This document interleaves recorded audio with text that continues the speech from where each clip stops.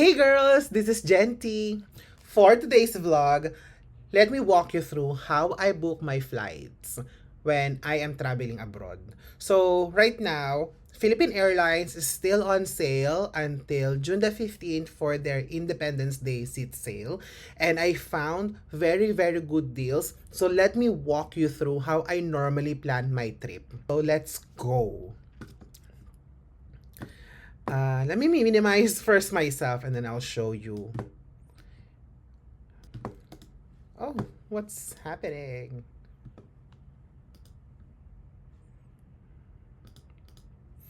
So, I'll be going to Tokyo. Actually, narita na lang. Okay lang naman. Pag Haneda kasi guys, medyo mahal. Medyo mahal talaga yung flights. Kasi super lapit niya sa city center. But, Narita is okay as well.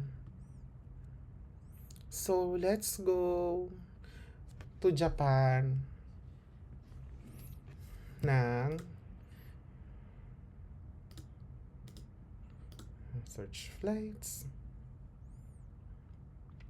So, I'm a huge advocate of Philippine Airlines kasi they are a full-service airline talaga. So, love ko talaga ang Philippine Airlines. Although medyo mahal talaga siya compared to other budget airlines like Cebu Pacific and AirAsia. But, again, this is Philippine Airlines. Pag nag-book ka kasi, kung magkano nakikita mo na binook mo, kasama na sa dyan yung baggage mo. So, say for example, I'm planning to go to Japan. I'm planning to go back to Tokyo ng first week ng December. So, since naka-promo nga sila, look at this guys, $119 for Manila going to Tokyo. Yung $119 na yan, kasama na dyan yung 2 pieces na check-in baggage and then 1 hand carry baggage. Or carry-on bag. Ganyan. So, meron dito 6:40 a.m. to 12 and then 2:40 p.m. to. And then, dadating ka ng 8. 2:48. Okay. Okay. So, kasi nga merong time difference kasi si Tokyo and si Philippines. So, I think pag winter, 2 hours yung difference because of time zone. Kasi winter. So, parang 6 hours to, no? Almost. Yeah, parang ganun. Pero technically, yung flying hours mo, yung lipad is just 4 hours. So, kung alis ka dito ng 2, dapat nandun ka na ng 6. Kaya lang, mayroon kasing time difference si Tokyo and si Philippines. So, kung magbubook ako ng flight, kukunin ko ba dong 6:40 a.m. or 2 p.m.? So, guys, I am a remote worker. Well, pwede akong lumipad actually ng Friday kung kukunin ko itong 6 a.m. So technically, I don't have to file for a leave or to notify the people I work with that I'll be gone for that day.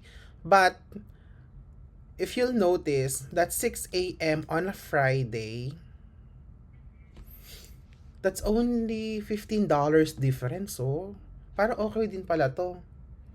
Or eto, na 119 din pala to ng Friday kaso okay. No, let's stick with Saturday, December 6 kasi I'll be in Tokyo naman until Friday. That's my plan the following week. Pero parang okay nga din yung deal ng no? December 5. Okay, let's get December 5. December 5.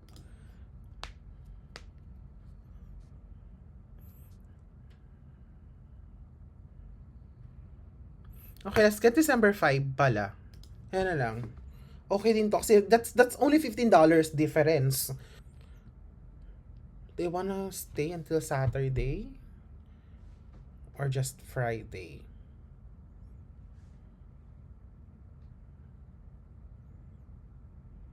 Parang Friday is okay. Is better.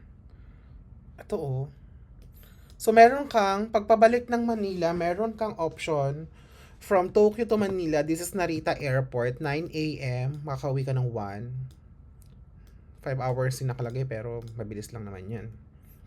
Ito naman, 1 p.m. to 5 p.m. Pero mas mahal siya.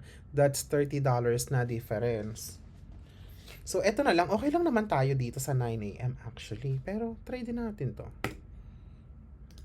Let's see how much.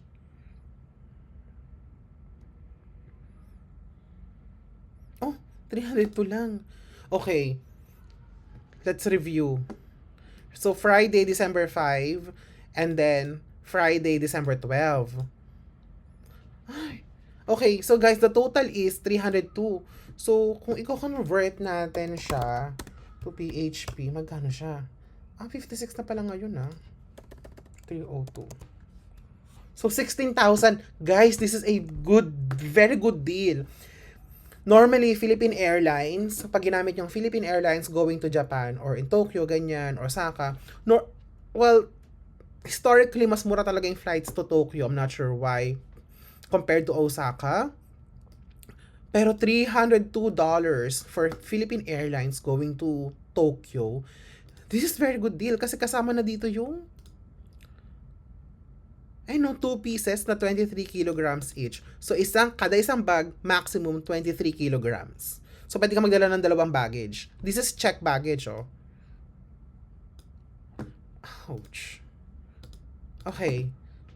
This is good. Now, before ko siya i-book, normally yung ginagawa ko is nag-check ako ng hotel para makikita ko kung meron ba akong makukuha rin na good deal dun sa date na yon sa hotel naman na side. So, just normally go on Google and then just I type Tokyo hotels and then I go on maps and then I just pop in the dates. So, since I am a solo traveler, just put one here. Shinagawa.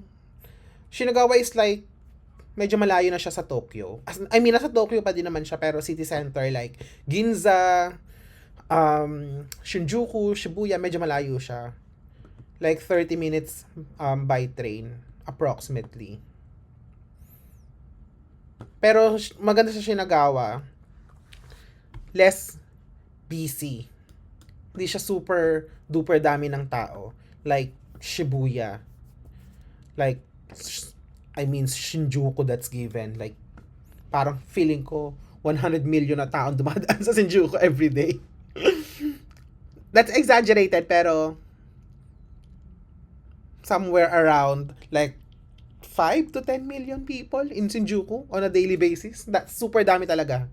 Kaya napakalaki nung train station ng Shinjuku. Pagdating sa hotel, gusto ko kasi nag-stay na lang sa Ginza compared to Shinjuku. Before kasi nagstay ako sa Shinjuku. Pero yung una kong Tokyo, nagstay ako sa Ueno.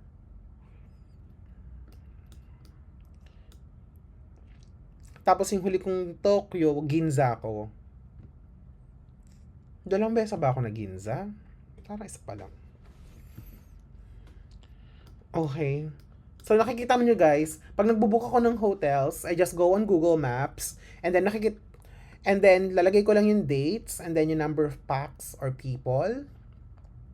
Tapos yun na.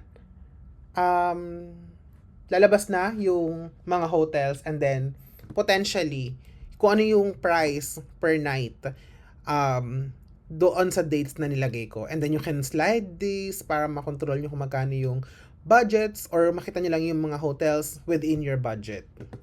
So say for example, this one, if you're booking hotels to Tokyo guys, I strongly suggest na magbook kayo na malapit lang sa train station. Hindi naman yung super lapit or super dikit.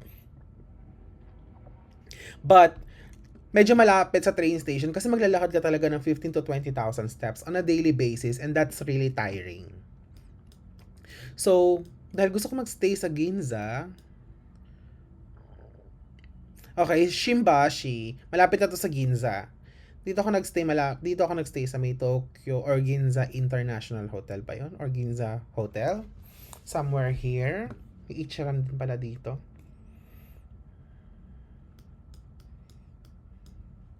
So, pag ganyan, medyo konti nakikita ko kasi masyado mababa yung nilagay kong budget. Okay. So, katulad nito, this is Otetsu Fresa Inn. This is a budget hotel in Japan. Let's see. So, punta ka lang dyan, click nyo lang yan para makita nyo. I normally book with Agoda, guys. Um, I never had a bad experience with Agoda, so I will keep on using Agoda. As you will see here, platinum member na ako. So you will see here, platinum member na ako. Kasi nga, I keep on using Agoda. Hindi pa ako nakapag-book ng hotels outside Agoda. So, huge advocate din ako ng Agoda. This is it. Tama ba? Shinbashi Karasuraman Gucci. Yan. Ito siya. So, I don't like smoking room. Doon man kasi ako nag-smoke. So, here. Let's check the room. So, super maliit lang talaga siya, no? Typical na hotel room sa Japan. But the good thing here is maganda yung location niya.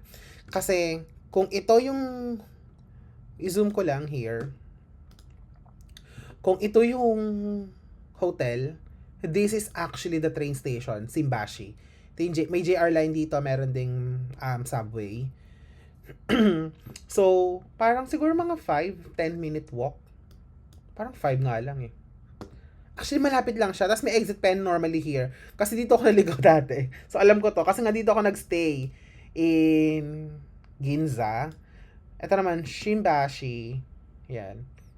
So, alam ko to kasi dito ako naligaw nung isang beses nandito ako sa dito ako nagstay sa Ginza. So, malapit lang siya. Ito, malapit lang siya. Okay, so pwede natin siyang tignan. Tinitignan ko rin dito is normally pay later. Pwede naman. Pay nothing until December 2. Which is good. Maganda yung feature na yun actually ng Agoda. And I know Klook meron din naman ganyan. But, ito, maganda talaga. For me, maganda to. Na may pay nothing. At least, pag nag-book ka ng flight or nag-book ka ng trip mo, what you will pay right now is just the flights. Kasi you have to pay the airline upfront. So, may time ka pa para makapag-ipon kung gusto mo mag-travel at a later time. Kasi meron namang pay nothing or meron namang mga pay later. Itong mga booking apps na to like Agoda.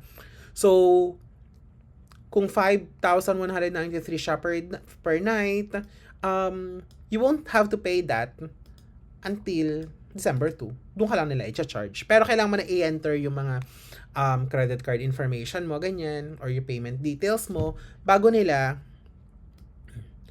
mo ma-secure or ma-reserve yung room. Pero once na binook mo yan, tapos naka-pay natin ka naman or pay later ka naman, naka-reserve naman na yung room sa'yo. Hindi na yung mawawala, hindi na yung makukuha sa'yo. Superior single double. That's 5,000, no?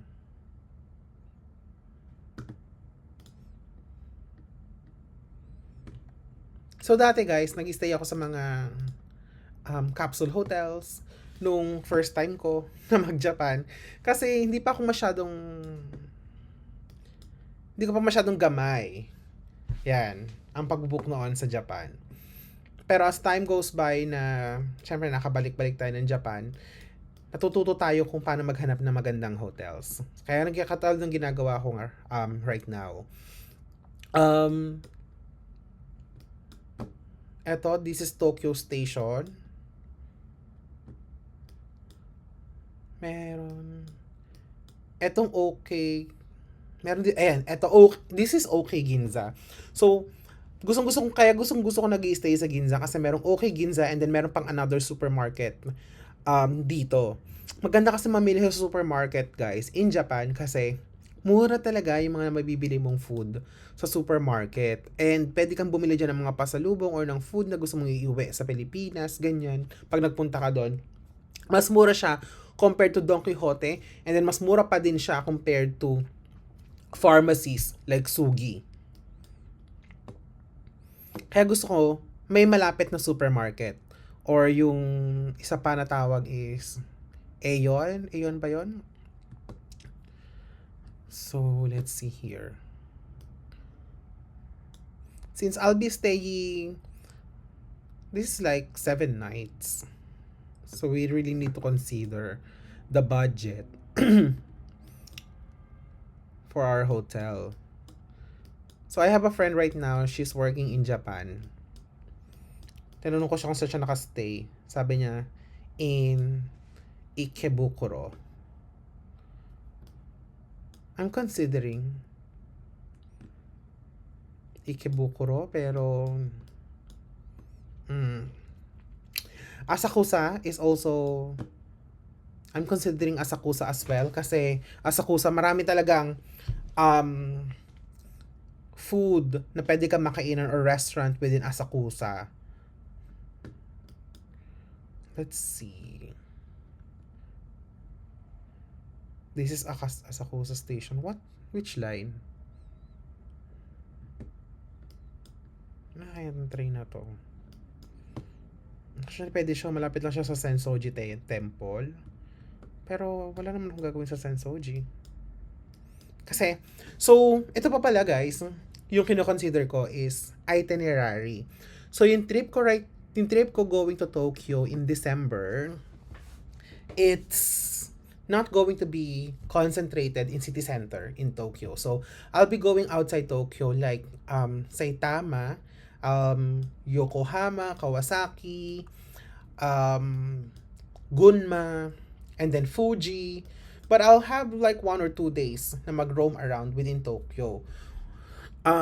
That's why I don't consider staying anymore in Shinjuku kasi di naman ako magtutour within Tokyo lang eh.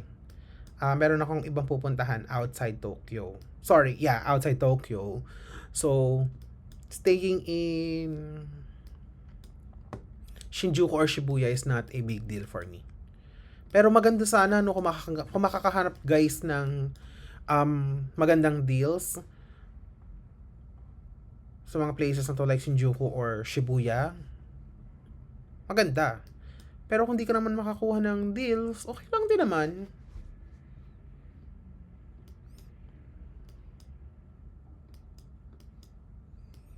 Katulad ito. So, this is subway. So, Tokyo Metro. Iba kasi yung JR line na ito, yung Yamanote line. So, iba yung train kasi sa Japan meron sa taas, meron sa baba. Parang sa Thailand na may Skytrain, ganyan. So, pagka nasa taas, JR line yon. Tapos ito naman, Higashi. Subway to eh. So, pwede rin ako magstay here. Kasi super lapit niya sa train station, no? But, what room?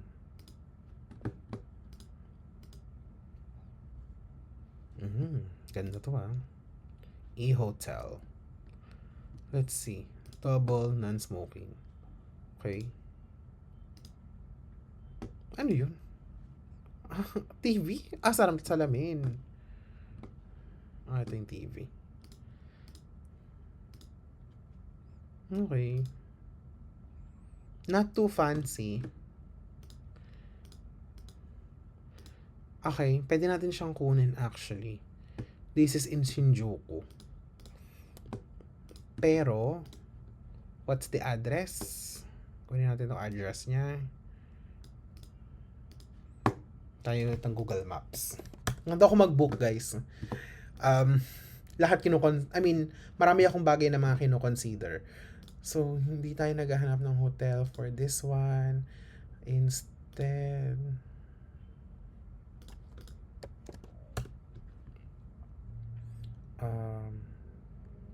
directions ang kailangan natin.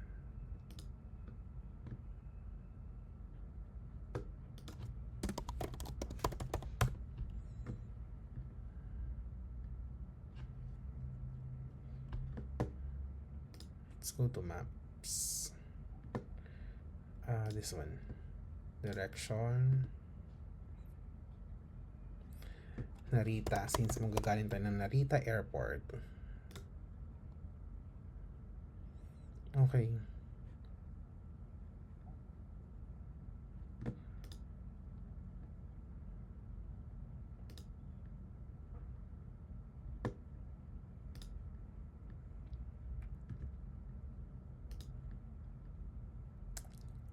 Ang layo 15-minute walk.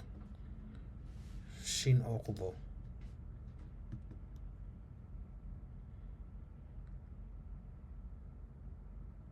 JR East. Takadanova pa.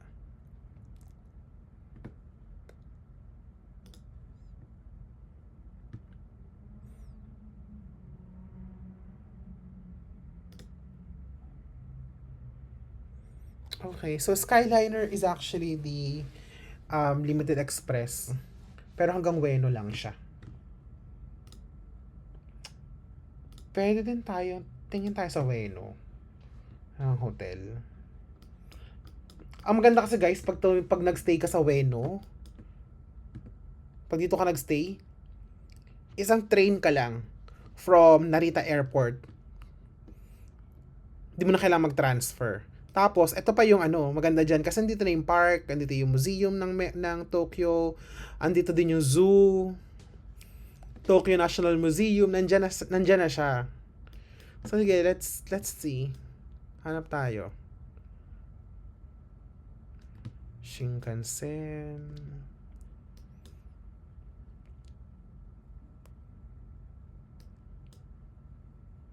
What's this?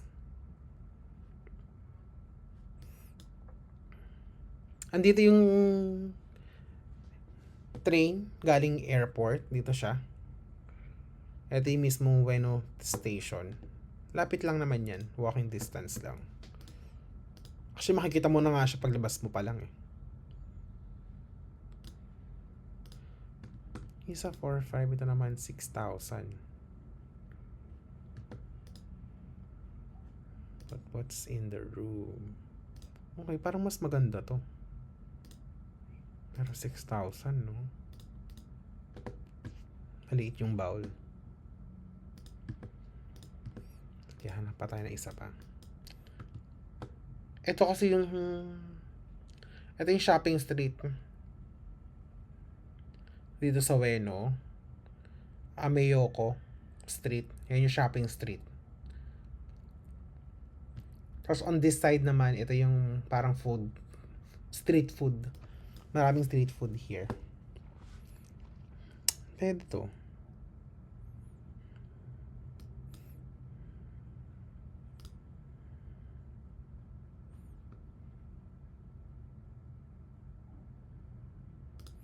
Apa Hotel. Never pa ako nakapag-stay in Apa Hotel.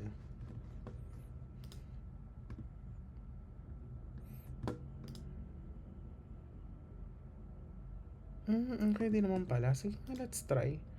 Let's find Apa Hotel in Ginza. Meron dito sa Ginza nito eh.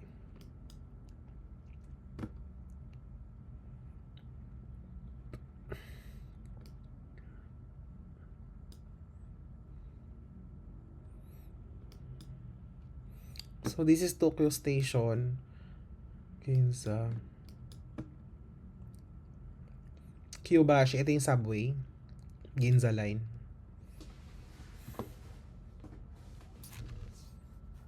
So medyo matagal ako mag-book. Medyo matagal mag-design kasi ang dami ko kino-consider. Live or life?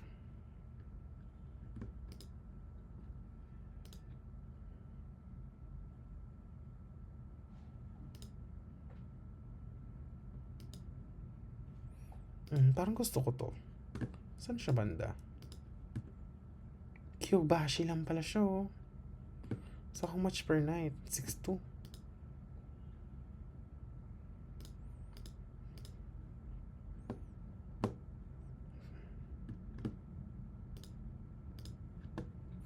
Sige nga, let's see. Oh, 7K. Tapos maaga kang bumayad November 19. Okay, wag na yan.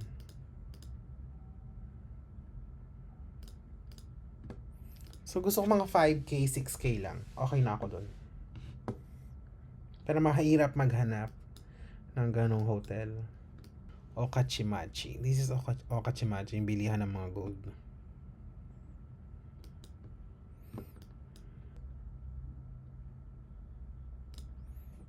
Let's see.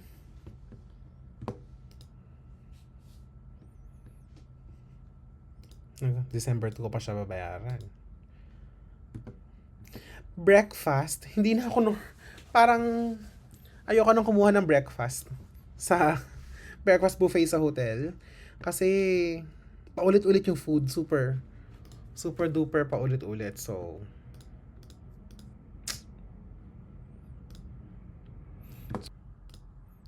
you know what? I think I'll stick with this. Let's go to Ginza. Kasi gusto ko naman magstay in sa parts ng neighborhood. No, may running truck oh.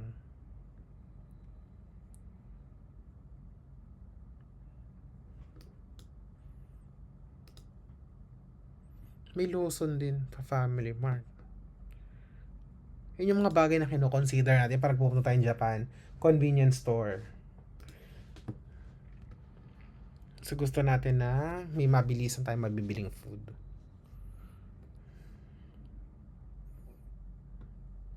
Pwede tayo mag-double pala. Ito na lang kaya. Okay naman.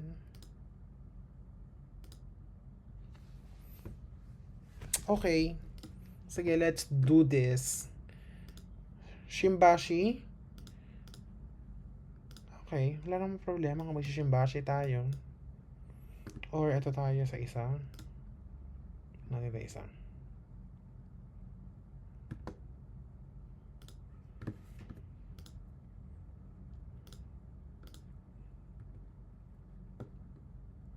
Ang laking difference, 700 pesos.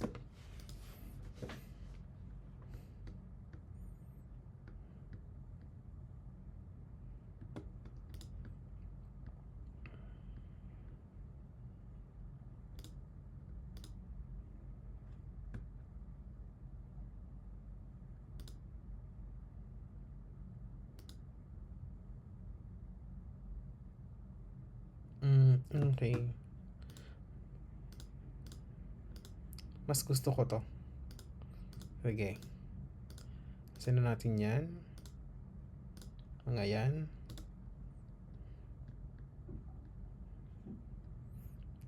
Let's get non-smoking.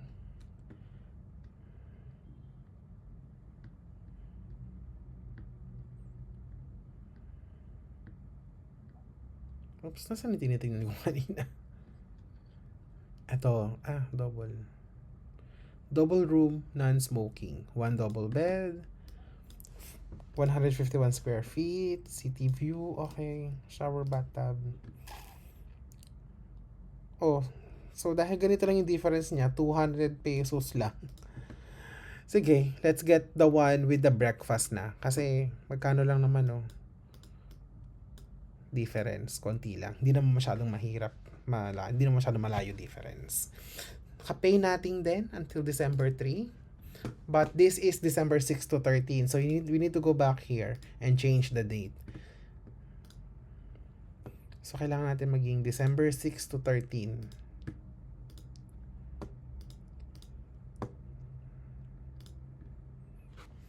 Sana same price. December 6. Okay, medyo mahal to. Okay, 8 p.m. magiging flight. Pero kung December 5 to 12 siya, magkano kaya? Same price kaya?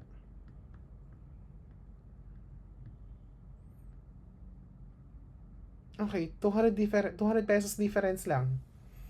Okay pa din naman. Hindi naman siya ganun kalaki yung difference niya.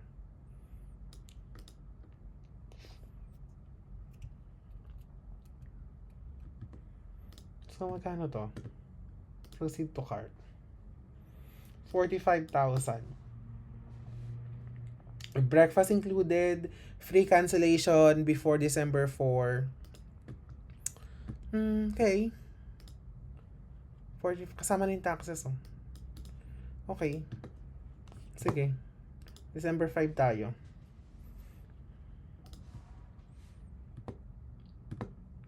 Kunin natin to.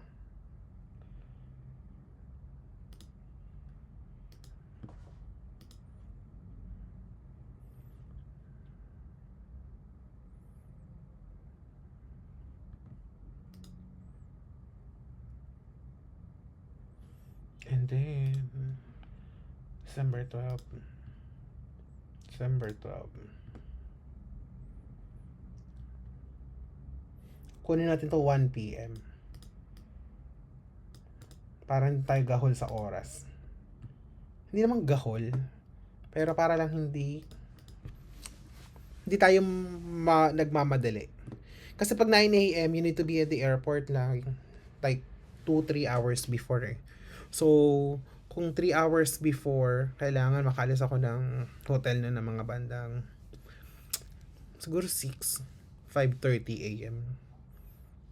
Pero check-in counters kasi open at 6:30 sa Narita. Hindi kasi feeling ko kasi hindi overnight yung Narita, kaya ganon.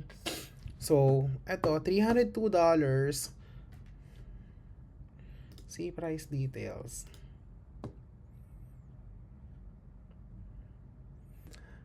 I have made a decision that I'll be flying out Manila to Tokyo December 5, 6 a.m.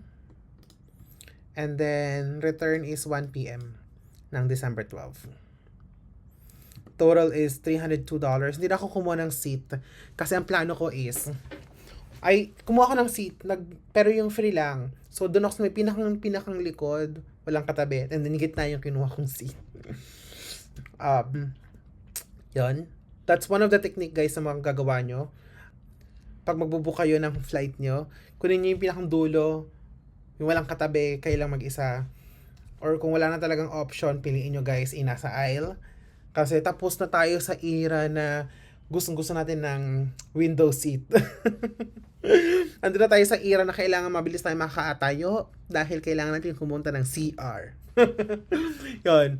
So, yun na yung priority natin. Mabilis makapunta ng CR na walang naaabalang ibang tao. Especially pag natutulog sila. So, flying out December 5, 6 a.m. Balik tayo ng Manila from Tokyo ng December 12 ng 1 p.m. Wala ng travel boost. Kasi ang plano ko, guys, is pag nag-open sa Philippine Airlines na pwede kang mag-bid ng seat for business class, baka mag-bid ako. Kasi magkano lang naman itong flight na to? $302. So, pag kinonvert natin siya, in our own currency, 18,000 or 17,442 pesos lang siya. So, very good deal na talaga to. Okay, guys. I just booked my flight, Manila to Tokyo, December 5. Tokyo, Manila, December 12. Now, let's go to this one. Let's book the hotel.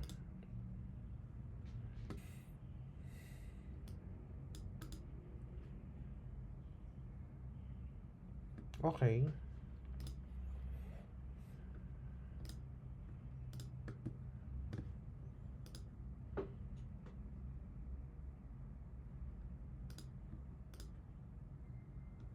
Tingnan natin sa Klook.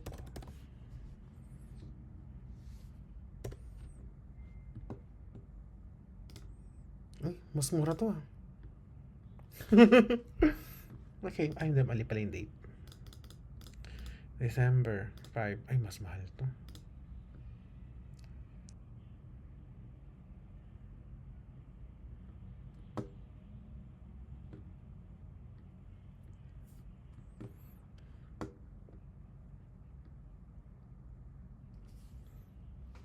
Including taxes and fees, 45,941.72